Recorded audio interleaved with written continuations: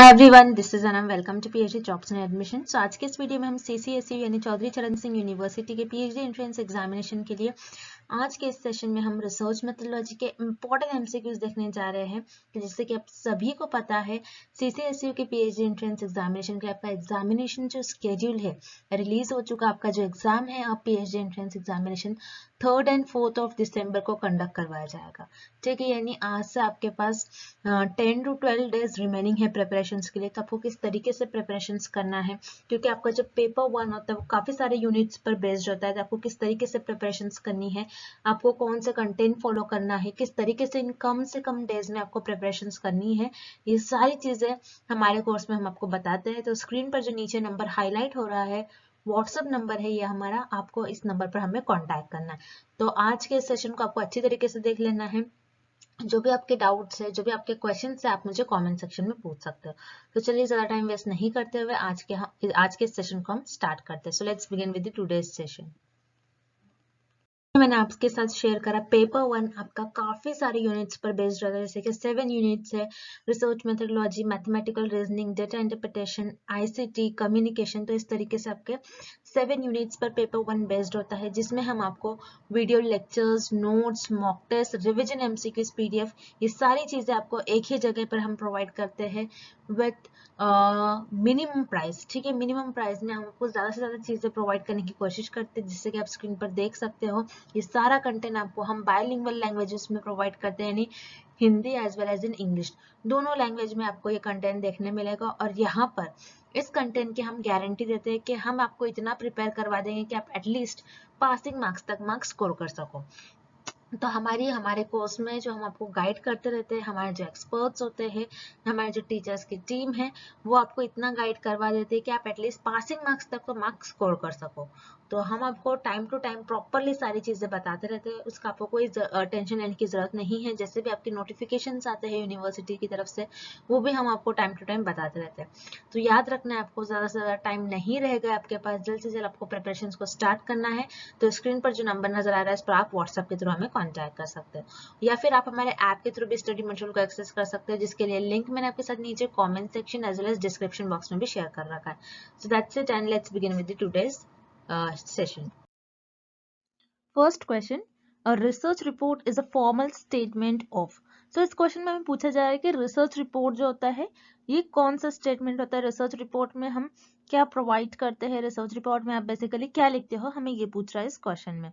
तो याद रखिएगा, देखिए जैसे आप रिसर्च रिपोर्ट लिखते हो, रिसर्च रिपोर्ट में क्या करते हो आप, आपका जो पूरा रिसर्च वर्क होता है, रिसर्च में आप जो भी वर्क करते हो वो सारे वर्क को आप आपके रिसर्च रिपोर्ट में मेंशन करते हो। यानी आपने किस तरीके से डेटा कलेक्ट करा, किस तरीके से आपने अपनी प्रॉब्लम पर सॉल्व करी, किस तरीके से आपने डेटा को एनालाइज करा, किस तरीके से उसे ऑब्जर्व करा, ये सारी चीजें अपने रिसर्च में जो भी वर्क किया होता है वो सारा आप आपके रिसर्च रिपोर्ट में उस वर्क को रिप्रेजेंट करते हो, उस वर्क को बताते हो। तो उसी तरीके से हम याद रखिएगा, रिसर्च रिपोर्ट जो होता है एक पूरा रिसर्च प्रोसेस होता है।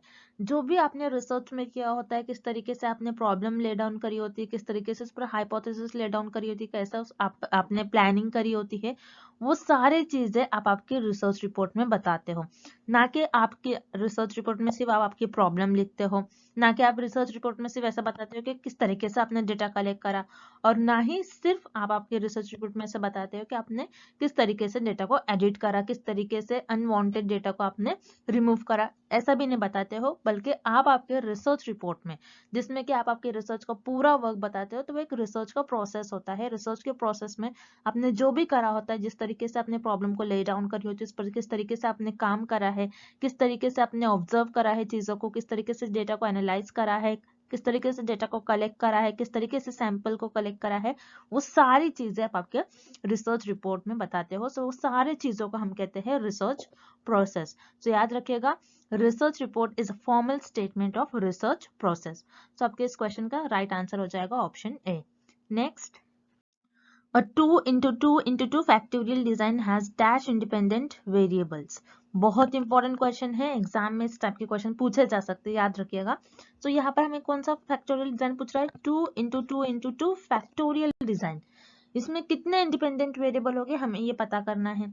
तो फैक्टोरियल डिजाइन क्या होता है आपको पहले ये पता होना चाहिए। फैक्टोरियल डिजाइन याद रखिएगा जिसमें मल्टीपल इंडिपेंडेंट वेरिएबल प्रेजेंट होते हैं, यानी दो से ज्यादा इंडिपेंडेंट वेरिएबल प्रेजेंट होते हैं और दो से ज्यादा इंडिपेंडेंट वेरिएबल्स पर आप फैक्टोरियल डिजाइन में स्टडी करते हो। और याद रखिएगा जो इंडिपेंडेंट वेरिएबल होते हैं फैक्टोरियल डिजाइन में उसे हम कहते हैं फैक्टर्स और इनके लेवल्स होते हैं। ओके, तो यहाँ पर इंडिपेंडेंट वेरिएबल के कुछ लेवल्स होते हैं और उन्हीं लेवल को आपको 2 × 2 फॉर्म में दिया गया है।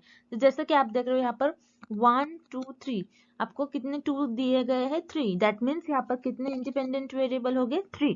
अब यहाँ पर लेवल किस तरीके से होगा, फर्स्ट वेरिएबल के 2 लेवल्स, सेकेंड वेरिएबल जो होगा सेकेंड इंडिपेंडेंट वेरिएबल उसके 2 लेवल्स होंगे और जो थर्ड इंडिपेंडेंट वेरिएबल आपको दिया गया होगा उसके 2 लेवल्स होंगे। सो ये जो दिया गया होता है आपको 2 × 2 ये आपके इंडिपेंडेंट वेरिएबल जो होते हैं उनके लेवल्स होते हैं और ये 2 2 2 ये रिप्रेजेंट करते हैं कि कितने इंडिपेंडेंट वेरिएबल है। अब जैसे कि यहाँ पर 3 आपको 2 दिया गया है, हो सकता है अगर कभी ऐसा पूछा जाए एग्जाम में 2 × 2 × 2 × 2, सो इस केस में कितने इंडिपेंडेंट वेरिएबल हो गए आपके पास 4। तो इस केस में 4 है लेकिन हमें क्वेश्चन में 3 2 दिए गए हैं 2 × 2 × 2, दैट मीन्स यहाँ पर कितने इंडिपेंडेंट वेरिएबल यूज करे गए हैं इस स्टडी में 3 इंडिपेंडेंट वेरिएबल, जिससे इंडिपेंडेंट वेरिएबल को फैक्टोरियल डिजाइन में फैक्टर्स कहते हैं, इसीलिए इस डिजाइन का नाम हुआ है फैक्टोरियल डिजाइन। तो आपको ये याद रखना है। सबके इस क्वेश्चन का करेक्ट ऑप्शन हो जाएगा option D3। Okay, next, if there are 8 categories or classes in a goodness of fit test, what will be the degree of freedom? So इस क्वेश्चन में हमें क्या पूछा जा रहा है कि अगर आपके पास 8 क्लासेस है और 8 कैटेगरीज है, कौन से टेस्ट में, गुडनेस ऑफ फिट टेस्ट में, जिसे हम काई स्क्वायर टेस्ट भी बोलते हैं। ठीक है, सो यहाँ पर आपको गुडनेस ऑफ फिट टेस्ट की जगह एग्जाम में काई स्क्वायर टेस्ट भी पूछा जा सकता है, तो आपको कंफ्यूज नहीं होना है। गुडनेस ऑफ फिट टेस्ट को काई स्क्वायर टेस्ट भी कहते हैं, सबको याद रखना है। तो गुडनेस ऑफ फिट टेस्ट में एक टर्म होता है जिसे हम कहते हैं डिग्री ऑफ फ्रीडम। तो डिग्री ऑफ फ्रीडम क्या बताता है, जितने नंबर्स ऑफ आपके क्लासेस होते हैं। ओके, डिग्री ऑफ फ्रीडम का फॉर्मूला क्या होता है, याद रखना है आपको। डिग्री ऑफ फ्रीडम का फॉर्मूला होता है जितने नंबर ऑफ क्लासेस है, ओके, यानी n-1। ओके, ये आपका फॉर्मूला होता है डिग्री ऑफ फ्रीडम का। तो यहाँ पर हमें कितने क्लासेस दिए गए हैं, कितने कैटेगरीज दिए गए हैं 8। तो 8 - 1 अगर हम करते हैं तो हमको आंसर मिल जाएगा 7। तो यहाँ पर जो गुडनेस ऑफ फिट टेस्ट में जो कैटेगरीज इन्होंने बनाया था 8 कैटेगरीज, और हमें इस केस में डिग्री ऑफ फ्रीडम पूछा गया था, यानी फ्रीली हम कितने वेरिएबल्स को मूव कर सकते हैं, कितने वैल्यूज को मूव कर सकते हैं। फ्रीडम, फ्रीडम का मतलब होता है कितने हमारे पास फ्रीडम है कि हम चीजों को मूव करें। ओके, सो उसे हम कहते हैं डिग्री ऑफ फ्रीडम। सो यहाँ पर टोटल जितने आपको क्लासेस दिए गए होंगे -1 होता है इसका फॉर्मूला। टोटल हमें 8 क्लासेस दिए गए थे, 8 कैटेगरीज दिए गए थे, 8 में से अगर हम 1 माइनस करते तो हमें 7 आंसर मिलता है। तो याद रखिएगा, ऐसा भी क्वेश्चन आपको एग्जाम में पूछा जा सकता है, बहुत इंपॉर्टेंट क्वेश्चन है। और यहाँ पर गुडनेस ऑफ फिट टेस्ट किस लिए यूज करते हैं, याद रखिएगा, आपका जो डेटा होता है, इस टाइप पे भी आपको क्वेश्चन पूछा जा सकता है एग्जाम में, आपका जो डेटा होता है वो डेटा डिस्ट्रीब्यूशन में किस तरीके से आपको फिट करना है, किस तरीके से आपका डेटा डिस्ट्रीब्यूशन में फिट होगा, इसीलिए गुडनेस ऑफ फिट का गुडनेस ऑफ फिट टेस्ट का यूज करा जाता है। याद रखिएगा, गुडनेस ऑफ फिट यानी फिट, अपना जो डेटा होता है, आपने जो भी डेटा कलेक्ट करा होगा वो डिस्ट्रीब्यूशन में किस तरीके से फिट होना चाहिए, इसीलिए गुडनेस ऑफ फिट का यूज करा जाता है, इस टेस्ट का यूज करा जाता है। ये भी आपको एग्जाम में क्वेश्चन पूछा जा सकता है। आपका इस क्वेश्चन का करेक्ट आंसर हो जाएगा option number second, which is B7। Okay, next, Which of the following is not covered under intellectual property rights? So इस क्वेश्चन में हमें पूछा जा रहा है कि दिए गए ऑप्शंस में से कौन सा एक ऐसा ऑप्शन है जो इंटेलेक्चुअल प्रॉपर्टी राइट के अंडर नहीं आता है। जैसे कि इंटेलेक्चुअल प्रॉपर्टी राइट का आपको मीनिंग पता होना चाहिए, तभी आप इस क्वेश्चन को सॉल्व कर पाओगे। इंटेलेक्चुअल प्रॉपर्टी राइट्स यानी क्या होता है कि रिसर्च में किसी रिसर्चर का कुछ आइडिया होता है, उनके थॉट्स होते हैं, उनके डेवलपमेंट होते हैं, उनका डेटा होता है। ओके, सो उसे हम कहते हैं इंटेलेक्चुअल प्रॉपर्टी राइट, यानी वो उनकी खुद की प्रॉपर्टी होती है, जिनका आइडिया होगा, जिन्होंने डेटा को डेवलप करा होगा, वो उनकी खुद की प्रॉपर्टी होगी, इसीलिए हम उसे कहते हैं इंटेलेक्चुअल प्रॉपर्टी राइट्स। जैसे फॉर एग्जांपल कोई लैंड होती है, उस लैंड का कोई उस प्रॉपर्टी का कोई पर्सन होता है कि उस पर्सन ने उस प्रॉपर्टी को परचेज करा है, सो उस प्रॉपर्टी के साथ उस पर्सन का नाम जुड़ जाता है, मतलब उससे हमें पता चलता है कि वो प्रॉपर्टी का जो ओनर है वो पर्सन है। ओके, उसी तरीके से रिसर्च में भी इंटेलेक्चुअल प्रॉपर्टी राइट होते हैं, यानी जिस पर्सन का यानी जिस रिसर्चर का जो आइडिया होगा, जो उन्होंने डेवलप करा होगा, वो उनके राइट्स होंगे। ओके, सो यहाँ पर उसमें कौन सी चीजें कवर नहीं होती हमें ये पता करना है। सो यहाँ पर आपको ऑप्शन दिया गया है कॉपीराइट्स। कॉपीराइट्स यानी जो भी उस पर्सन के, जो भी उस रिसर्चर के आइडियाज होंगे, जो भी उनके थॉट्स होंगे, वो किसी और को कॉपी नहीं करना चाहिए। सो ये आपके इंटेलेक्चुअल प्रॉपर्टी राइट्स के अंदर आते हैं। उसी तरीके से पेटेंट्स। पेटेंट्स क्या होते हैं, जैसे जब भी कोई रिसर्चर न्यू आइडियाज डेवलप करते हैं, न्यू आइडियाज लेकर आते हैं, तो यहाँ पर क्या करते हैं, वो पहले एक कंपनी, एक ऑर्गेनाइजेशन के पास जाते हैं, वो अपने नेम के साथ उस काम को जुड़वा लेते हैं। जैसे मान लीजिए किसी पर्सन ने किसी ड्रग पर काम करा है, तो क्या करेंगे वो रिसर्चर, उनके आइडिया को पहले जाकर एक कंपनी के साथ शेयर करेंगे, उसी को हम कहते हैं पेटेंट्स। तो पेटेंट्स जो होते हैं ये इंटेलेक्चुअल प्रॉपर्टी राइट के अंडर आते हैं। उसी के साथ ट्रेडमार्क्स। ट्रेडमार्क्स क्या होते हैं, जैसे आपने देखा होगा कोई कंपनी का प्रोडक्ट है तो उसमें ट्रेडमार्क्स होते हैं, उससे हमें पता चलता है कि वो प्रोडक्ट उस कंपनी का। उसी तरीके से इंटेलेक्चुअल प्रॉपर्टी राइट में ट्रेडमार्क्स भी इंक्लूडेड होता है। Then thesaurus. थेसॉरस क्या होता है, ये आपके इंटेलेक्चुअल प्रॉपर्टी राइट्स के अंडर नहीं आता है। थेसॉरस का मतलब होता है, ये एक टाइप की डिक्शनरी होती है जिसमें सारे वर्ड्स के आपको मीनिंग पता चल जाती है। बहुत फेमस डिक्शनरी है। ओके, सो याद रखिएगा इंटेलेक्चुअल प्रॉपर्टी राइट्स में थेसॉरस ये कवर नहीं होता है, इसलिए इस क्वेश्चन का आपका राइट आंसर हो जाएगा option D. Next, which of the following is not a type of research question? So इस क्वेश्चन में पूछ रहा है कि दिए गए ऑप्शंस में से कौन सा ऐसा ऑप्शन है जो रिसर्च क्वेश्चन का टाइप नहीं है। अब रिसर्च क्वेश्चन क्या होता है, जैसे रिसर्च के क्वेश्चन, जैसे आप जिस चीज पर स्टडी करना चाहते हो, ये हो गया आपके रिसर्च क्वेश्चन। जैसे आपको ये पता करना है कि पर्टिकुलर जो डिसीज है, ओके, जो डिसीज है आपकी, कुछ एक डिसीज है, उसके अगेंस्ट आपको ड्रग फॉर्म करना है। तो ये हो गया आपका रिसर्च क्वेश्चन। आप क्या बताओगे कि इस पर्टिकुलर डिसीज को कौन से ड्रग किल कर सकते हैं आप, ये हो गया आपका रिसर्च का क्वेश्चन। आपको ये देखना है कि कौन सी ड्रग ये ड्रग पर्टिकुलर जो ड्रग आप यूज कर रहे हो, उस पर स्टडी कर रहे हो कि ये डिसीज को किल करेंगी या फिर नहीं, या फिर ये डिसीज को क्योर करेगी या फिर नहीं। तो जैसे यहाँ पर आपको ऑप्शन ए दिया गया है प्रिडिक्टिंग एन आउटकम, यानी रिसर्च क्वेश्चन क्या होता है, ये इसके आउटकम क्या आने वाले होते हैं, उसके आप कुछ ना कुछ प्रिडिक्ट कर सकते हो, ये आपका रिसर्च क्वेश्चन हो जाएगा। आप ऐसा सोचोगे कि जैसे मान लीजिए मैं ऐसे सोचूंगी कि इस ड्रग में ना इसका कॉम्बिनेशन होना चाहिए, इस पर्टिकुलर केमिकल्स का कॉम्बिनेशन होना चाहिए, तो हो सकता है कि मेरे रिजल्ट सही आए। सो ये क्या है, ये आउटकम को आप प्रिडिक्ट कर रहे हो कि हो सकता है आ जाए।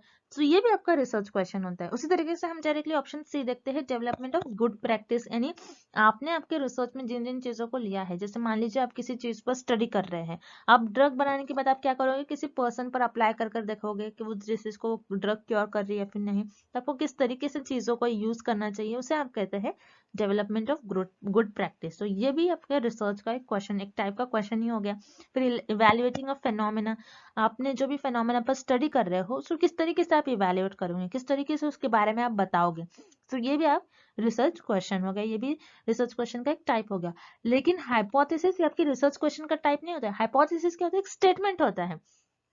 अब कई स्टूडेंट्स बोलेंगे कि प्रिडिक्टिंग एन आउटकम ये भी तो हाइपोथेसिस होता है, लेकिन नहीं, यहाँ पर हमें ये नहीं बताया गया है ऑप्शन ए में कि statement which is predicting an outcome, ऐसा नहीं बताया गया, बस बताया गया प्रिडिक्टिंग एन आउटकम। प्रिडिक्ट कोई भी कर सकता है कि आउटकम क्या आ सकते हैं, लेकिन हाइपोथेसिस का क्या मतलब होता है, एक स्टेटमेंट होना चाहिए। ओके, एक स्टेटमेंट होना चाहिए जो कि टेंटेटिव स्टेटमेंट होना चाहिए, और वो आपकी रिसर्च के आउटकम्स के बारे में कुछ गेसेस और अजम्पशन करते हैं। ओके, सो यहाँ पर जो हाइपोथेसिस होते हैं ये आपके रिसर्च क्वेश्चन का टाइप नहीं होता है, इसलिए इस क्वेश्चन का आपका राइट आंसर हो जाएगा option B. Next, grounded theory is often use in the formulation of. So यहाँ पर हमें पूछ रहा है कि ग्राउंडेड थ्योरी हम किस चीज के फॉर्मुलेशन के लिए यूज करते हैं दिए गए ऑप्शंस में से। ओके, सो आपको इस क्वेश्चन के सॉल्व करने से पहले आपको बताना चाहिए कि ग्राउंडेड थ्योरी क्या होती है। तो ग्राउंडेड थ्योरी मतलब आप बहुत सारा डेटा जमा कर लेते हो, बहुत सारा डेटा आप कलेक्ट कर लेते हो। ओके, आपके पास बहुत ज्यादा क्वांटिटी में डेटा कलेक्ट होता है, फिर आप उस डेटा को एनालाइज कर आप क्या करते हो, थ्योरी डेवलप करते हो। ठीक है, ये होता है आपका ग्राउंडेड थ्योरी का मतलब। फिर से हम देखते हैं, ग्राउंडेड थ्योरी बहुत इंपॉर्टेंट है, इस पर एग्जाम में कंपलसरी एक क्वेश्चन पूछा ही जा सकता है। सो याद रखिएगा, ग्राउंडेड थ्योरी का मतलब क्या होता है, जिसमें आप लार्ज क्वांटिटी में डेटा कलेक्ट करते हो और उस डेटा को एनालाइज करते हो, और उस डेटा को एनालाइज कर थ्योरी डेवलप करते हो, थ्योरी को बनाते हो। तो यही होता है आपका ग्राउंडेड थ्योरी। अब ग्राउंडेड थ्योरी का यूज आप किस चीज के फॉर्मुलेशन के लिए करते हो, आपको ये बताना है इस क्वेश्चन में। सो यहाँ पर याद रखिएगा, ग्राउंडेड थ्योरी, आप ग्राउंडेड थ्योरी बना रहे हो, ग्राउंडेड थ्योरी पर स्टडी कर रहे हो, तो इसका किस चीज के लिए यूज करा जाएगा कि रिसर्च के इवैल्यूएशन पर। रिसर्च में जब भी आप प्रोग्राम्स पर काम कर रहे हो, उसका इवैल्यूएशन पर, पॉलिसीज के इवैल्यूएशन पर, किस तरीके से उस रिसर्च को इवैल्यूएट करा जाए, किस तरीके से इसको स्टार्ट करा जाए। सो यहाँ पर आपका ऑप्शन ए करेक्ट हो जाएगा। सो ग्राउंडेड थ्योरी जो होती है आपकी, फॉर्म यूज करी जाती है formulation of policies, program and evaluation of research. अब जो इनकरेक्ट ऑप्शन है उससे भी हम देख लेते हैं। Opportunity for exploring the facts, यानी जो ट्रूथ है उसको किस तरीके से आपको एक्सप्लोर करना है, तो इसके लिए आप ग्राउंडेड थ्योरी का तो यूज नहीं करोगे ऑब्वियसली। यहाँ पर आपका ऑप्शन भी इनकरेक्ट हो जाएगा। उसी तरीके से option C, categorising data, data को आप ऑर्गेनाइज वे में कैटेगराइज कर रहे हो, आप प्रॉपर आप क्या कर रहे हो, डेटा को एक जगह जमा कर रहे हो, तो सिर्फ इसी को नहीं कहोगे आप ग्राउंडेड थ्योरी, इससे आप थ्योरी कुछ डेवलप करते हो, तो उसे हम कहते हैं ग्राउंडेड थ्योरी। सिर्फ डेटा को कैटेगराइज करने के लिए हम इसे ग्राउंडेड थ्योरी का यूज नहीं करेंगे।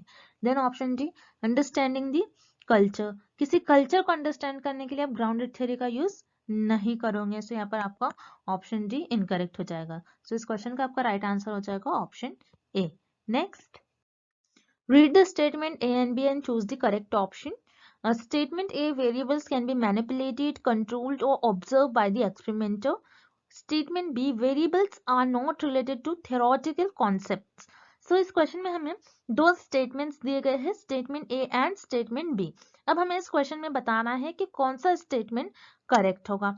सो स्टेटमेंट ए क्या बता रहा है कि वेरिएबल्स, वेरिएबल्स क्या होते हैं आपको पता होना चाहिए। वेरिएबल्स जो कि वेरी हो सकते हैं, जो कि चेंज हो सकते हैं। सो यहाँ पर रिसर्चर के पास चांस होता है कि इसको मैनिपुलेट करे, वेरी कर रहे हैं यानी इसको चेंज कर सकते हैं, इसमें कुछ हेरफेर कर सकते हैं, कंट्रोल कर सकते हैं रिसर्चर वेरिएबल्स को, और ऑब्जर्व कर सकते हैं। एक्सपेरिमेंटर यानी जो एक्सपेरिमेंट कर रहा है वो वेरिएबल्स को मैनिपुलेट कर सकते हैं, कंट्रोल कर सकते हैं और ऑब्जर्व कर सकते हैं। सो यहाँ पर आपका स्टेटमेंट ए जो दिया गया है ये करेक्ट होगा। देन स्टेटमेंट बी आपको क्या बता रहा है, variables are not related to theoretical concept. तो यहाँ पर क्या बता रहा है हमें कि जो वेरिएबल्स होते हैं ये थ्योरेटिकल कॉन्सेप्ट से रिलेटेड नहीं होते। नो, यहाँ पर आपका स्टेटमेंट भी इनकरेक्ट हो जाएगा, क्योंकि वेरिएबल जो है आपके थ्योरेटिकल कॉन्सेप्ट से रिलेटेड होते हैं। अगर ऐसा होगा तो आप क्या करोगे, सिर्फ मैथमेटिकल कॉन्सेप्ट से ही रिलेटेड एक्सपेरिमेंट्स परफॉर्म कर पाओगे, आप कभी थ्योरेटिकल कॉन्सेप्ट से रिलेटेड एक्सपेरिमेंट परफॉर्म नहीं कर पाओगे। तो याद रखिएगा, वेरिएबल जो होते हैं थ्योरेटिकल कॉन्सेप्ट से भी रिलेटेड होते हैं। जैसे मान लीजिए आपको किसी जेंडर पर स्टडी करना है, ओके, आप क्या कर रहे हो, जेंडर पर स्टडी कर रहे हो, सो मेल और फीमेल, तो ये क्या हो गया, आपके थ्योरेटिकल कॉन्सेप्ट हो गई है। आप जेंडर पर स्टडी कर रहे हो, तो ये आपके थ्योरेटिकल कॉन्सेप्ट हो गए। जेंडर में कौन आता है, फीमेल या फिर मेल। सो यहाँ पर आप इन चीजों पर स्टडी कर रहे हो, उनके बिहेवियर्स पर स्टडी करेंगे आप, उनके कुछ में चेंजेस जिस तरीके से आते हैं एज को देखकर, अगर मान लीजिए उस पर स्टडी कर रहे हैं, उनके बिहेवियर्स पर स्टडी कर रहे हैं, सो ये क्या हो गया, आपके थ्योरेटिकल कॉन्सेप्ट्स हो गए।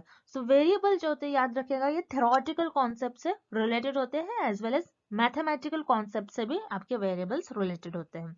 सो इस क्वेश्चन का आपका राइट आंसर हो जाएगा option B, statement A true है and statement B is false. Next, Which of the following is helpful in determining the sample size? So इस क्वेश्चन में पूछ रहा है कि कौन सा ऑप्शन और कौन सा फॉर्मूला ऐसा है जो सैंपल साइज डिटरमाइन करने में हेल्पफुल होता है। यानी जैसे सैंपल साइज का मतलब क्या होता है आपको पहले ये पता होना चाहिए। सैंपल साइज क्या होता है कि पॉपुलेशन है आपकी, मान लीजिए आपके पास 1000 पॉपुलेशन है, 1000 पॉपुलेशन में आपके पास 1000 मेंबर्स है। सब क्या करते हो, पूरे 1000 लोगों पर आप स्टडी नहीं करते, बल्कि आप आपका सैंपल चुन लेते हो, यानी पॉपुलेशन में से लोगों को चुन लेते हो, कुछ लोगों को चुन लोगे, ये आपका सैंपल बच जाएगा और इस पर आप आपकी स्टडी परफॉर्म करोगे। ओके, तो यहाँ पर जैसे पॉपुलेशन आपकी 1000 पॉपुलेशन है, अब आपको चाहिए कि मेरा 40% एक्यूरेट रिजल्ट आना चाहिए।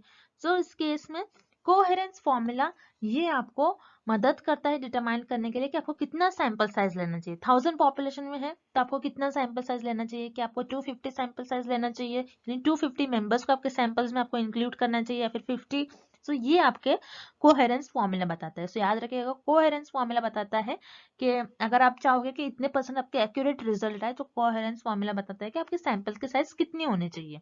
ओके, सो यहाँ पर आपका ऑप्शन बी करेक्ट हो जाएगा, यानी सैंपल साइज सिलेक्ट करने के लिए कोहेरेंस फॉर्मूला बहुत हेल्पफुल होता है, बहुत मदद करता है। अभी रुसेल्स 2000 इंडेक्स, ये किस चीज में आपके लिए हेल्पफुल करता है? ये स्टॉक मार्केट में, ये अपने जो शेयर मार्केट होते हैं मार्केटिंग से रिलेटेड होता है। सो यहाँ पर ये ऑप्शन ए आपका इनकरेक्ट हो जाएगा। उसी तरीके से ऑप्शन सी स्पीयर्समैन फॉर्मूला। सो स्पीयर्समैन फॉर्मूला क्या बताता है कि वेरिएबल जो आपके कैसे रिलेटेड है, वेरिएबल्स के बीच में किस टाइप का रिलेशन है, वेरिएबल्स किस तरीके से एक दूसरे से रिलेटेड है, ये बताता है आपका स्पीयर्समैन फॉर्मूला। सो याद रखिएगा, स्पीयर्समैन फॉर्मूला ये आपके वेरिएबल से रिलेटेड, वेरिएबल्स के बीच में किस तरीके से रिलेशन होता है, कैसा रिलेशन है, वो बताता है आपका स्पीयर्समैन फॉर्मूला।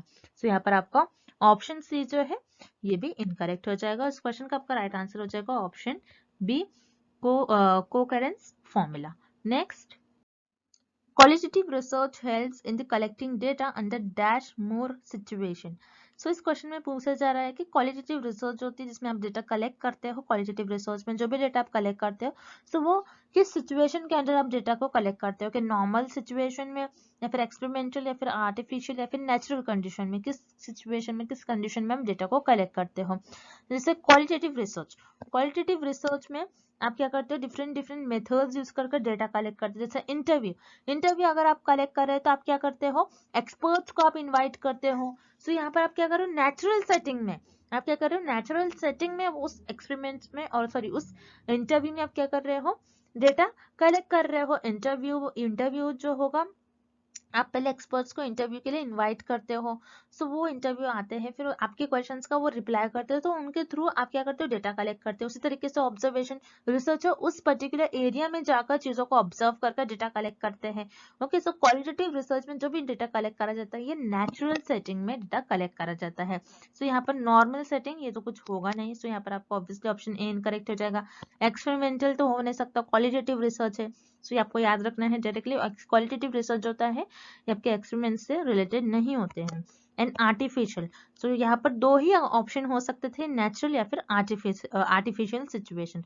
सो याद रखिएगा, क्वालिटेटिव रिसर्च होती है आर्टिफिशियल सेटिंग में नहीं कंडक्ट करवाई जाती है। क्वालिटेटिव रिसर्च ये नेचुरल सिचुएशन के अंडर में लाई करती है, जिसमें आप डेटा जो कलेक्ट करते हो नेचुरल सेटिंग्स में डेटा कलेक्ट करते हो। सो इस क्वेश्चन का आपका राइट आंसर हो जाएगा option B, natural. Next, Which type of research focuses on what will be? So इस क्वेश्चन में पूछा जा रहा है कि कौन सी ऐसी रिसर्च है जो ये बताती है कि क्या होगा आगे। ओके, सो जैसे यहाँ पर एक्सपेरिमेंटल रिसर्च है। एक्सपेरिमेंटल रिसर्च में हम यही देखते हैं कि आगे क्या होगा, क्या अगर हम इंडिपेंडेंट वेरिएबल को कैसे रखें, इंडिपेंडेंट वेरिएबल को क्या हम मैनिपुलेट करते हैं तो किस तरीके से डिपेंडेंट वेरिएबल पर उसका अफेक्ट होगा, किस तरीके से आगे होने वाला है, इस चीज को आपको बताता है। व्हाट विल बी का मतलब होता है आगे क्या होगा, किस तरीके से हमें रिजल्ट मिलेगा। अगर हम इंडिपेंडेंट वेरिएबल को मैनिपुलेट कर रहे हैं, चेंज कर रहे हैं, उसमें कुछ हेरफेर कर रहे हैं, तो किस तरीके से हमें रिजल्ट मिलेंगे, क्या होगा आगे। इसीलिए हम एक्सपेरिमेंट रिसर्च का यूज करते हैं। सो याद रखिएगा, एक्सपेरिमेंटल रिसर्च एक ऐसे टाइप की रिसर्च होती है जो ये बताती है कि आगे क्या होने वाला है। तो यहाँ पर आपका ऑप्शन है करेक्ट हो जाएगा। अब जो रिमेनिंग ऑप्शन है उन्हें भी हमने एक बार देख लेते हैं। केस स्टडी क्या होता है, केस स्टडी ये बताता है कि आप 4 to 5 लोगों का एक ग्रुप बना लेते हो, जिसमें आप एक पर्टिकुलर टॉपिक के बारे में डिटेल में उसमें एनालाइज करते हो, उसके बारे में डिटेल में एग्जामिन करते हो चीजों को, उसके बारे में स्टडी करते हो। सो आप यहाँ पर केस स्टडी का फोकस और मेन एम ये नहीं होता है कि क्या होगा, आप बस चीजों को एग्जामिन करते रहते हो, ये होता है केस स्टडी का मेन एम। सो यहाँ पर आपका ऑप्शन बी इनकरेक्ट हो जाएगा। देन ऑप्शन सी सर्वे। सर्वे क्या होता है, जिसके थ्रू आप डेटा कलेक्ट करते हो, डिफरेंट मेथड्स परफॉर्म कर आप क्या करते हो, डेटा कलेक्ट करते हो, उसे हम कहते हैं सर्वे। तो सर्वे भी ये नहीं बताता है कि आगे क्या होगा, सर्वे बताता है कि आपका डेटा किस तरीके से आपको कलेक्ट करना है, किस मेथड से कलेक्ट करना है। तो यहाँ पर आपको ऑप्शन सी भी इनकरेक्ट हो जाएगा। Then option D ex post facto. Ex post facto क्या बताता है कि आप जो भी सिचुएशन हो जाती है, जो भी सिचुएशन अकर हो जाती है, उसके बाद आप उस चीज पर स्टडी कर लेते हो। जैसे मान लीजिए किसी का एक्सीडेंट हो गया, ओके, फिर उसके बाद उस पर स्टडी करी जाती है किस तरीके से उसका एक्सीडेंट हो गया। फिर या फिर मान लीजिए कोई डिसीज हो गई, जैसे कोविड डिसीज हो गई, उसके बाद उस पर स्टडी करी गई कि वो डिसीज किस तरीके से आई। ओके, सो एक्सपोज फैक्टर रिसर्च में जो भी पुराने इवेंट्स अकर हो जाते हैं उसके बाद उस पर स्टडी करी जाती है। एक्सपोज फैक्टर ये नहीं बताता है कि आगे क्या होगा। सो यहाँ पर आपका ऑप्शन डी भी इनकरेक्ट हो जाएगा। सो इस क्वेश्चन का आपका राइट आंसर हो जाएगा ऑप्शन ए, एक्सपेरिमेंटल रिसर्च, जो बताती है कि आगे क्या होगा। Next, the type of error in which research study over which the researcher has no control is called. So इस क्वेश्चन में पूछ रहा है कि रिसर्च में एक ऐसा एरर, ऐसे टाइप का एरर जिस पर रिसर्चर का कोई कंट्रोल नहीं है, तो उस एरर को हम क्या कहेंगे? कि उस एरर को हम टाइप 1 एरर कहेंगे या फिर टाइप 2 एरर या फिर रैंडम एरर कहेंगे। तो याद रखिए रिसर्च में बेसिकली मेनली दो ही टाइप के एरर होता है जिसे हम कहते हैं type 1 error and type 2 error. अब ये एरर होते क्या है, सो आपको याद रखना है। रिसर्च में रिसर्चर हमेशा अपनी हाइपोथेसिस को टेस्ट करते हैं। अब जब भी रिसर्च अपनी हाइपोथेसिस को टेस्ट करते हैं, हमेशा नल हाइपोथेसिस को टेस्ट करते हैं। अब नल हाइपोथेसिस बताती है कि वेरिएबल्स के बीच में कोई रिलेशन नहीं है, इसे हम कहते हैं नल हाइपोथेसिस। और याद रखिएगा एग्जाम में ऐसा भी क्वेश्चन आ सकता है कि रिसर्चर अपने रिसर्च में कौन सी हाइपोथेसिस को सिर्फ टेस्ट करते हैं। सो याद रखिएगा रिसर्च में रिसर्चर हमेशा सिर्फ और सिर्फ नल हाइपोथेसिस को टेस्ट करते हैं। अगर नल हाइपोथेसिस सही निकली तो रिसर्चर उसे एक्सेप्ट कर लेते हैं, या फिर नल हाइपोथेसिस को अगर रिसर्चर रिजेक्ट करते तो ऑटोमेटिकली आपके अल्टरनेटिव हाइपोथेसिस को रिसर्चर एक्सेप्ट कर लेते हैं। अब type 1 error and type 2 error, जैसे हमें ऑप्शन ए और बी दिया गया है, तो ये एरर होते क्या है हम इस टेबल के थ्रू देख लेते हैं। तो टाइप 1 एरर कब होता है? जब आपकी जो नल हाइपोथेसिस है वो ट्रू होती है। नल हाइपोथेसिस ट्रू होने के बाद आप उसे रिजेक्ट कर लेते हो। आपकी नल हाइपोथेसिस ट्रू है, ट्रू होने पर आपने इसको रिजेक्ट कर लिया, तो ये आपकी हो जाती है टाइप 1 एरर। और टाइप 2 एरर कब होता है? जब आपकी नल हाइपोथेसिस फॉल्स होती है। फॉल्स होने पर भी आप उसे एक्सेप्ट कर लेते हो। फॉल्स होने पर आपने उसे क्या कर लिया? एक्सेप्ट कर लिया, तो ये आपकी हो जाएगी type 2 error. So type 1 error को हम अल्फा से डिनोट करते हैं, टाइप 2 एरर को हम बीटा से डिनोट करते हैं। सो लेकिन हमें यहाँ पर नल और ऑल्टरनेटिव हाइपोथेसिस से कुछ रिलेटेड नहीं ऑप्शन दिया गया है, हमें बस यही दिया गया है इस क्वेश्चन में कि ऐसा एरर जिसमें रिसर्चर का कोई कंट्रोल नहीं हो। इस पर रिसर्चर का कंट्रोल होता है, टाइप 1 एंड टाइप 2 एरर में रिसर्चर का कंट्रोल होता है, लेकिन एक ऐसा एरर जिस पर रिसर्चर का कंट्रोल नहीं होता उसे हम कहते हैं रैंडम एरर। कोई भी एरर अकर हो जाता है रैंडमली, किसी भी तरीके से एरर हो जाता है जिसमें रिसर्चर उस चीजों को कंट्रोल नहीं कर सकते। जैसे फॉर एग्जांपल कोई प्लांट पर स्टडी हो रही है, सो टेम्परेचर उस पर अफेक्ट कर सकता है। सो टेम्परेचर ही अफेक्ट कर रहा है तो ये रैंडमली एरर अकर हो जाता है जिस पर रिसर्चर का कोई कंट्रोल नहीं हो। सो इस क्वेश्चन का आपका राइट आंसर हो जाएगा option C, random error. Next, which law is related to sample investigation? So इस क्वेश्चन में पूछ रहा है कि सैंपल इन्वेस्टिगेशन से कौन सा लॉ रिलेटेड है। सो याद रखिएगा सैंपल इन्वेस्टिगेशन होता क्या है आपको पहले पता होना चाहिए। मतलब आप जब सैंपल सेलेक्ट करते हो तो आप किस किस तरीके से सैंपल सेलेक्ट करते हो, आप कैसे सैंपल सेलेक्ट कर रहे हो, कितना आपका सैंपल में कितने मेंबर्स हो रहे हैं, क्या आपने ज्यादा आपके सैंपल्स को चुन लिया या फिर आपने बहुत कम आपके सैंपल्स को चुन लिया, उसे हम कहते हैं सैंपल इन्वेस्टिगेशन। यानी सैंपल पर आप कैसे स्टडी परफॉर्म कर रहे हो उसे हम कहते हैं सैंपल इन्वेस्टिगेशन। अब सैंपल इन्वेस्टिगेशन से आपके जो लॉ रिलेटेड होते हैं, ये दोनों भी लॉ होते हैं, law of statistical regularity and law of inertia of large numbers. ये दोनों भी लॉ बहुत इंपॉर्टेंट होते हैं। अगर आप सैंपल पर इन्वेस्टिगेशन करो तो आपको ये दोनों लॉ को फॉलो करना होता है। अब ये दोनों लॉ होते क्या है, तो हम यहाँ पर देखते हैं इस डेफिनेशन में। So law of statistical regularity क्या होता है कि आपने जो भी आपके सैंपल सेलेक्ट कर रहे हैं रैंडमली, जो भी आपके पास सैंपल हो गए वो आपकी पूरी पॉपुलेशन को रिप्रेजेंट करना चाहिए, तभी आप उस सैंपल पर स्टडी परफॉर्म करते हो फिर इन्वेस्टिगेशन परफॉर्म करते हो और तभी आपको सही रिजल्ट भी मिलेंगे। सो इसे कहते हैं हम लॉ ऑफ स्टैटिस्टिकल रेगुलरिटी। और law of inertia of large numbers बहुत इंपॉर्टेंट है, जिसे हम principle of stability of mass data भी कहते हैं। याद रखना है एग्जाम में आपको इस नाम से भी आ सकता है और इस नाम से भी आपको क्वेश्चन पूछा जा सकता है कि सैंपल इन्वेस्टिगेशन में कौन से लॉ रिलेटेड होते हैं। So law of inertia of large number, principle of stability of mass data, ये दोनों लॉ होते क्या है। So law of inertia of large numbers, जैसे लार्ज नंबर्स लिखा है यहाँ पर, लार्ज नंबर्स का मतलब होता है कि आपका जितना ज्यादा आप सैंपल सिलेक्ट करोगे उतना कम आपके एरर आने के चांसेस होंगे, मतलब उतना एक्यूरेट आपके रिजल्ट आ सकते हैं, उतने सही आपके रिजल्ट आ सकते हैं।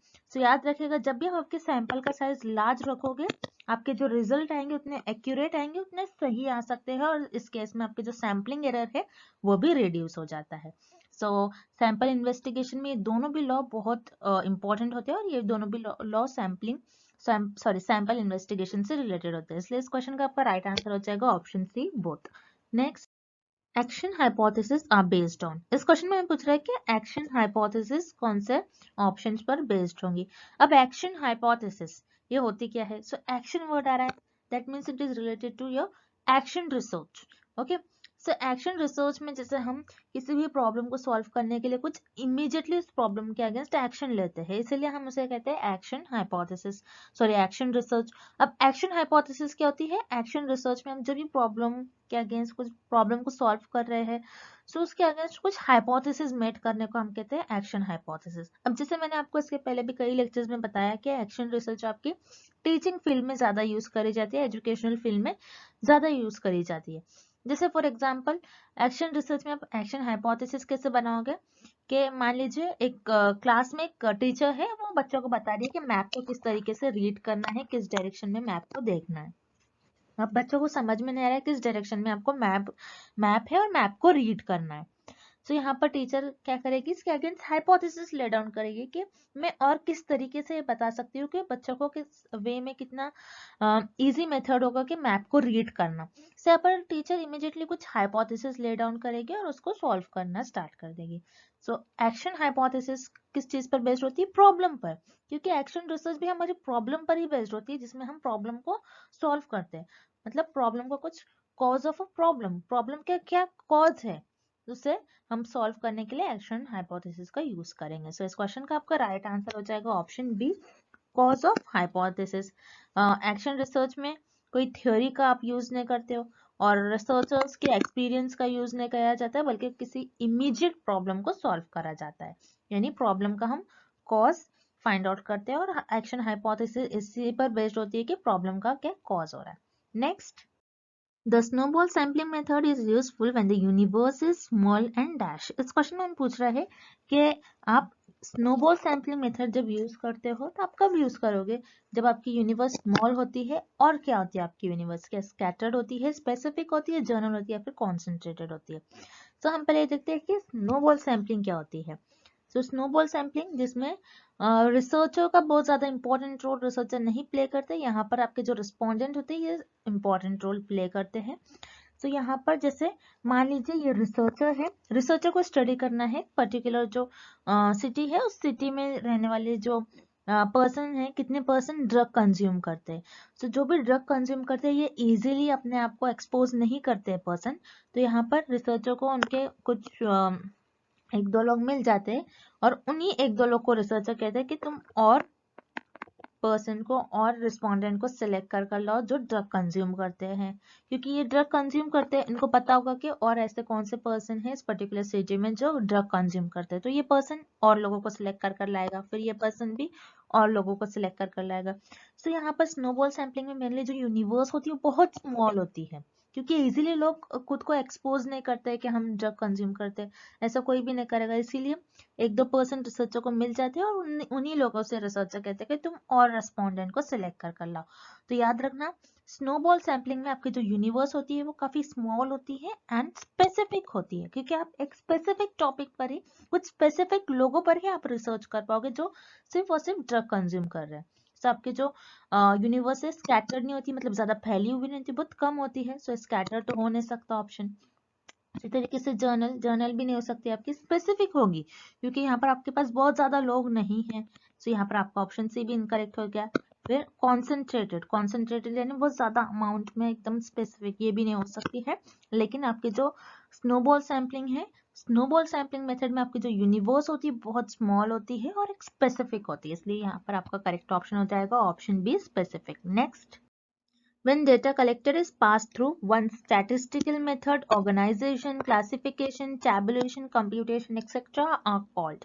इस क्वेश्चन में पूछ रहा है आपने एक डेटा कलेक्ट कर लिया, फॉर एग्जांपल उस डेटा पर आपने एक स्टैटिस्टिकल मेथड अप्लाई करा, मतलब आपने उस डेटा का मीन निकाला होगा, उसका मीडियन, मोड, उसका स्टैंडर्ड डिविएशन निकाला, देन उसको ऑर्गेनाइज किया, आपने उसको सिस्टमैटिकली उसको प्लेस किया, देन उसको आपने क्लासीफाई करा, जिस ग्रुप में उस डेटा को होना चाहिए वहां पर आपने प्रॉपर उसको अरेंज कर दिया, देन टैबुलेशन कर दिया, मतलब आपने टेबल में उस डेटा को फिल कर दिया, एंड देन लास्ट आपने कंप्यूट कर दिया वैल्यूज को।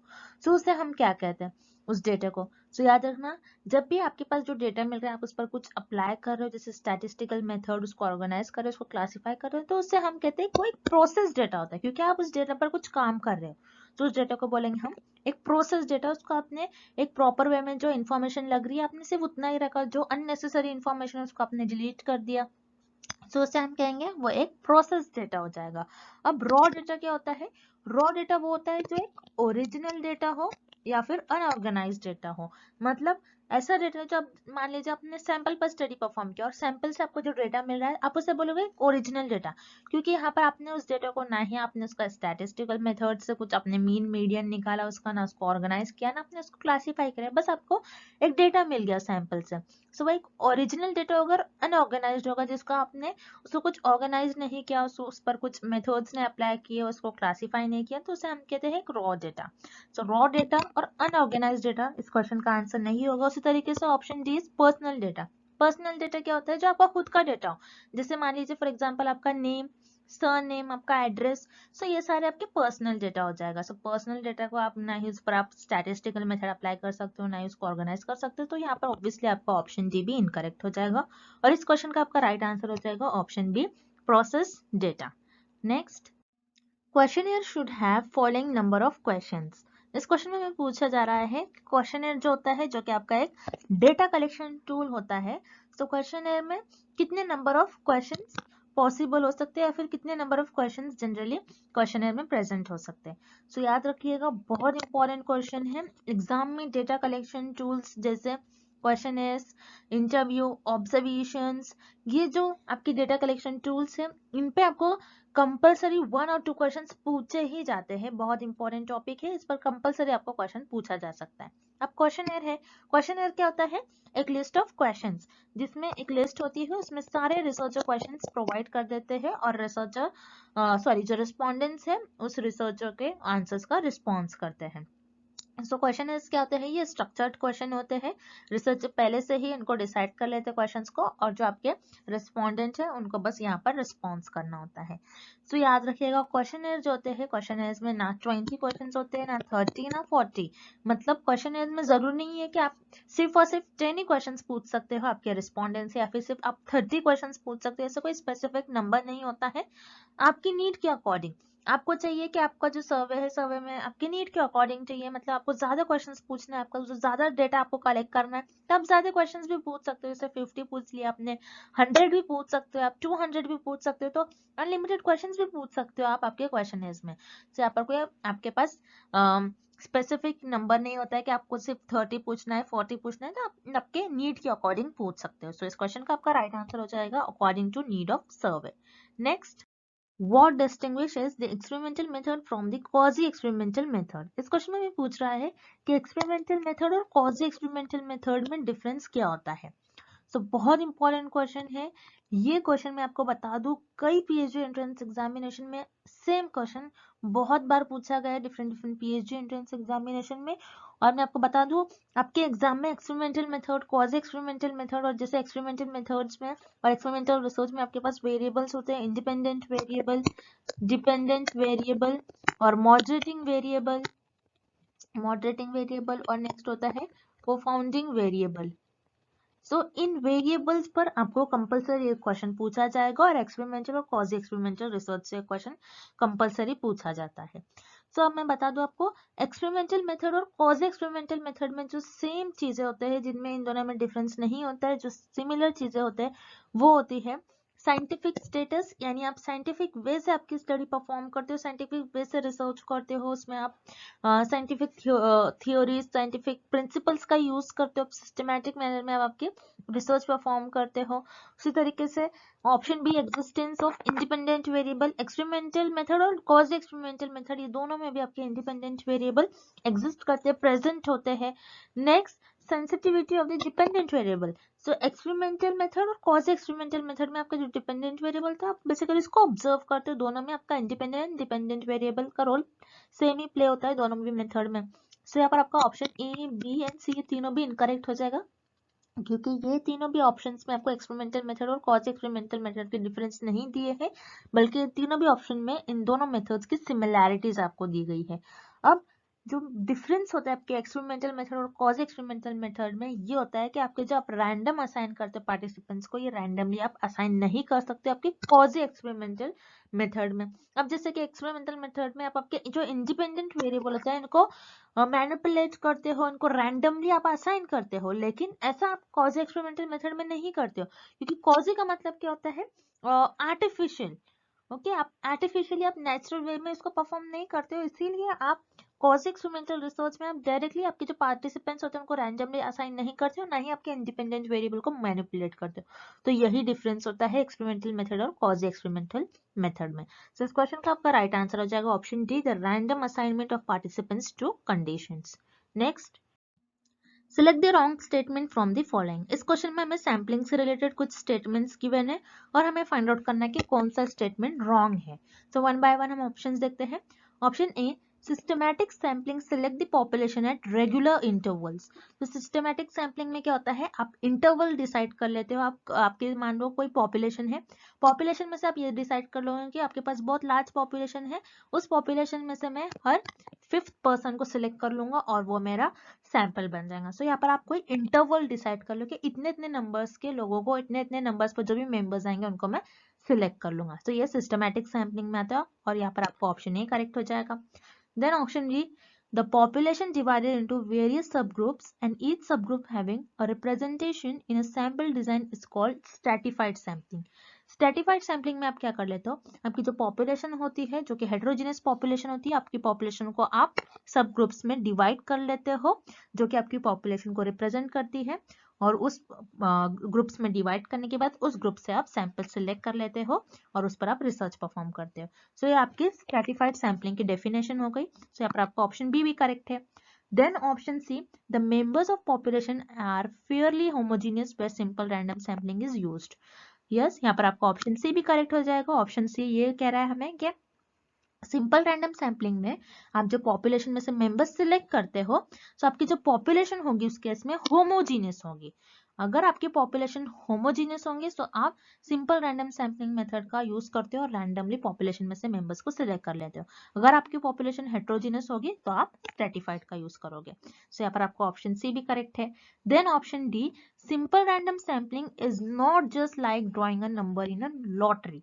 तो आपको याद रखना है, ये ऑप्शन जो आपको गिवन है सैम्पलिंग से रिलेटेड, ये इनकरेक्ट है, ये रॉन्ग स्टेटमेंट है, क्योंकि सिंपल रैंडम सैम्पलिंग में आप लॉटरी मेथड की तरह आपके पॉपुलेशन में से मेंबर्स को सिलेक्ट कर लेते हो। तो सिंपल रैंडम सैम्पलिंग को हम लॉटरी मेथड भी कहते हैं। तो लॉटरी मेथड क्यों कहते हैं, जैसे आपने देखा होगा जब लॉटरी का टिकट लगता है लोगों को, तो क्या कैसे करते हैं, लॉटरी मेथड में एक लिस्ट होती है जिसमें मेंबर्स के नेम गिवन होते हैं, उसमें आप रैंडमली किसी भी मेंबर्स को चूज कर लेते हो और उनकी लॉटरी लग जाती है।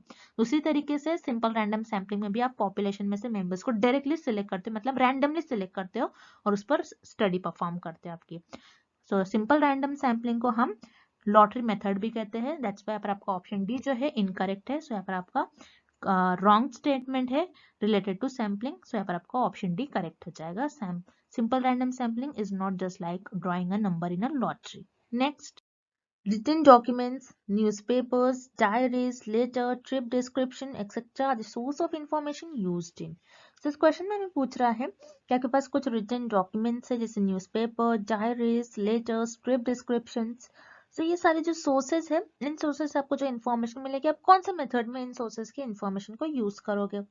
सो याद रखिएगा, जैसे हिस्टोरिकल रिसर्च में, हिस्ट्री में भी आप जैसे पढ़ते हैं, आपके पास सारा पुराना डेटा होता है, यानी पास्ट में जो भी फेनोमेना अकर होता है उसको बताया जाता है। उसी तरीके से जैसे यहाँ पर आप देख रहे हो न्यूज़पेपर, डायरीज, लेटर, यहाँ पर आपका जो सोर्स ऑफ इंफॉर्मेशन ये सेकेंडरी होता है, यानी ये ऑलरेडी अवेलेबल डेटा होता है।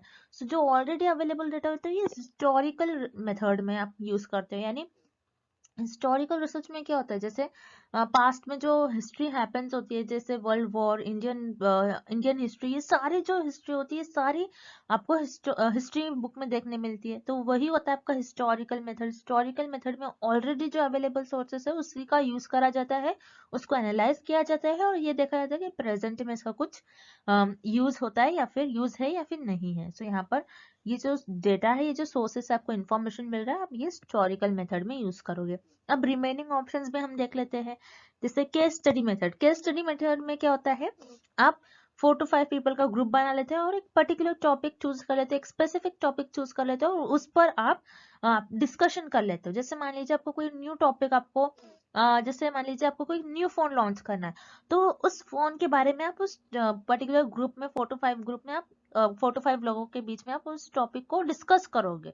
सो यहाँ पर केस स्टडी मेथड से आपके पास जो भी डेटा आपको मिलेगा, जो भी इंफॉर्मेशन मिलेंगी, एक न्यू मिलेगी। सो यहाँ पर आप केस स्टडी मेथड में पुरानी इंफॉर्मेशन नहीं यूज कर सकते। इसी तरीके से स्टैटिस्टिकल मेथड। स्टैटिस्टिकल मेथड क्या होता है, जिसमें आप कोई मैथमेटिकल फॉर्मूलाज परफॉर्म कर कोई सॉल्व करते हैं, सोल्यूशंस फाइंड आउट करते हैं। जैसे किसी का मीन निकालोगे, पॉपुलेशन से इंफॉर्मेशन मिल रही है, उसका मीन निकालोगे, मीडियंस का, स्टैंडर्ड डिविएशन।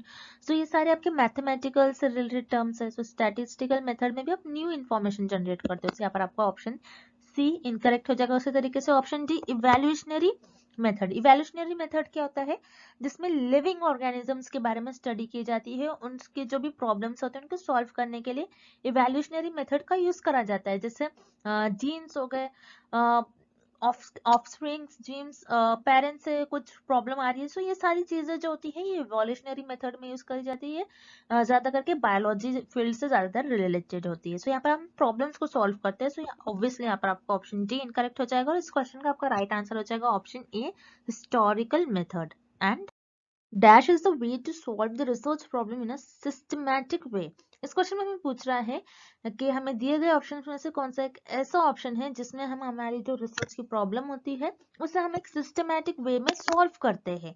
यानी मान लीजिए आपकी कुछ रिसर्च की प्रॉब्लम है, XYZ आपकी कुछ रिसर्च की प्रॉब्लम है, यहाँ पर अपने इस प्रॉब्लम को आपको सॉल्व करना है, तो आप क्या करते हैं, एक सिस्टमैटिक मैनर में आपको रिसर्च की प्रॉब्लम आप सॉल्व करते हो। आप आपकी रिसर्च की प्रॉब्लम कैसे भी जिगजैग मैनर में सॉल्व करोगे तो आप अभी कभी रिसर्च ही नहीं कर पाओगे, क्योंकि आपकी जो रिसर्च होती है ये 1 और 2 मंथ्स की नहीं होती। आपकी रिसर्च आपको 3 to 6 years तक आपकी रिसर्च चलती है। तो आपको एक सिस्टमैटिक वे में आपको रिसर्च को परफॉर्म करना होता है या फिर आपके रिसर्च की जो प्रॉब्लम होती है उसको सॉल्व करना होता है। तो ऐसा सिर्फ और सिर्फ आप रिसर्च मेथोडोलॉजी में करते हैं। सो रिसर्च मेथोडोलॉजी में जैसे कि मैंने आपको अभी तक बताया है, आप किस तरीके से आपको स्टेप्स फॉलो करना है। रिसर्च मेथोडोलॉजी में हर एक चीज आती है, रिसर्च के कैरेक्टरिस्टिक्स, किस तरीके से आपको उसको कैरेक्टरिस्टिक्स को फॉलो करना है, रिसर्च के में आपको कौन कौन से एथिक्स फॉलो करना है, किस तरीके से आपको रिसर्च परफॉर्म करना है, कौन से प्रोसीजर, कौन से मेथड्स, कौन से स्टेप्स को आपको फॉलो करना है, किस तरीके से आपको रिपोर्ट लिखना है, उसके भी कुछ स्टेप्स होते हैं। वो सारी चीजें आप सिर्फ और सिर्फ रिसर्च मेथोडोलॉजी में परफॉर्म करते हो। सो याद रखिएगा, रिसर्च मेथोडोलॉजी एक ऐसा वे है जिसमें आप आपकी जो रिसर्च है, रिसर्च की प्रॉब्लम को सिस्टमैटिक वे में सॉल्व करते हो, यानी स्टेप बाय स्टेप हर एक स्टेप्स के पीछे आपके कुछ ना कुछ लॉजिक होगा और प्रॉपर एक ऑर्गेनाइज्ड वे में आप आपके रिसर्च को परफॉर्म करते हैं। तो सिर्फ ऐसा आप रिसर्च मेथोडोलॉजी में करते हो। सो यहाँ पर आपका ऑप्शन सी करेक्ट हो जाएगा। अब जो रिमेनिंग ऑप्शन है उन्हें भी हम देख लेते हैं। जैसे ऑप्शन ए टेक्निक। टेक्निक क्या होता है, एक मेथड, सिर्फ एक मेथड है। सिर्फ अगर आप आपकी रिसर्च में सिर्फ मेथड यूज करो तो क्या आपकी रिसर्च प्रॉब्लम को आप सॉल्व कर पाओगे, नहीं। तो यहाँ पर आपका ऑप्शन ए इनकरेक्ट हो जाएगा। उसी तरीके से option B research procedure. Research में आप कौन कौन से प्रोसीजर यूज कर रहे हैं, कौन कौन से मेथड्स अप्लाई कर आपके रिसर्च को सॉल्व करें। अगेन प्रोसीजर का मीनिंग होता है मेथड्स। सो रिसर्च में सिर्फ आप मेथड्स यूज करोगे तो आप आपकी रिसर्च की प्रॉब्लम कभी सॉल्व नहीं कर पाओगे। तो यहाँ पर आपका ऑप्शन बी इनकरेक्ट हो जाएगा। उसी तरीके से ऑप्शन जी रिसर्च प्रोसेस। सिर्फ आप आपके रिसर्च के प्रोसेस, यानी आप रिसर्च के कुछ जैसे 7 to 8 स्टेप्स है, उन्हीं स्टेप्स को, उन्हीं प्रोसेस को अगर परफॉर्म करोगे तो क्या आप आपकी रिसर्च की प्रॉब्लम सॉल्व कर पाओगे, ये भी हम नहीं कह सकते। सो यहाँ पर आपका ऑप्शन डी भी इनकरेक्ट हो जाएगा। सो यहाँ पर आपका करेक्ट ऑप्शन हो जाएगा रिसर्च मेथोडोलॉजी, क्योंकि रिसर्च मेथोडोलॉजी एक ऐसा वे है जिसमें आप आपकी रिसर्च की प्रॉब्लम को सिस्टमैटिक वे में सॉल्व करते हो। नेक्स्ट